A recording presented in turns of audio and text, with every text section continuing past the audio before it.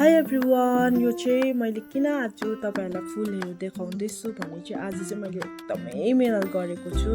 यो घर बनाउँदा चाहिँ सिमेन्ट झरेर चाहिँ साह्रै फुलमा चाहिँ नि सिमेन्ट झरेर पुरा बिग्रिँदै रहेछ। हेर्नुस् न, सबै सारेर चाहिँ नि आज चाहिँ मैले सफा गरेर चाहिँ यतिको चाहिँ पारेको सबै बिग्रेको थियो गाइस। मैले चाहिँ काटेर पुस्दा गर्दा चाहिँ यतिको भइरहेको छ। हेर्नुस्, सबै सारिदिएको छु हो।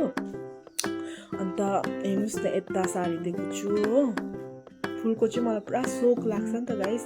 अन्त अब यसो घरमा बाहिर निस्किँदा पनि पोजिटिभ एनर्जी आउँछ फुल देख्दाखेरि। कस्तो लाग्छ तपाईँलाई पनि त्यस्तै हुन्छ होला होइन। यति चाहिँ मैले पुस्दा चाहिँ यतिको भइरहेको छु, अझै पनि लागिरहेको छ सिमेन्टको। अन्त तपाईँलाई पछाडि पनि देखाउँछु नि अहिले। सबै आज चाहिँ यस्तो मेहनत गरेको सबै सारिदिएको। खासै मैले चाहिँ वरिपरि गार्डनिङ गरेर चाहिँ एउटा उयो बनाएको थिएँ नि त। आज चाहिँ डल्लै सारिदिएर यसरी राखिदिइरहेको छु।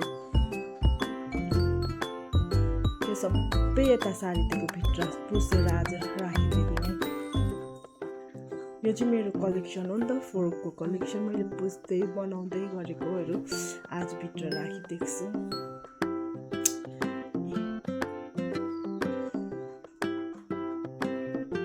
फुल चाहिँ मलाई एकदमै आई लभ फ्लावर्सहरू चाहिँ मलाई चाहिँ फ्लावर्सहरू चाहिँ एकदमै मनपर्छ।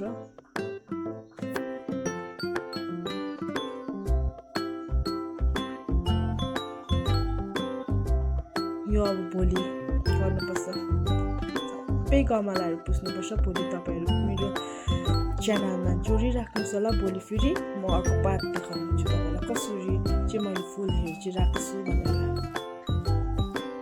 आधी चाहिँ भित्र पनि सारिदिएको छु।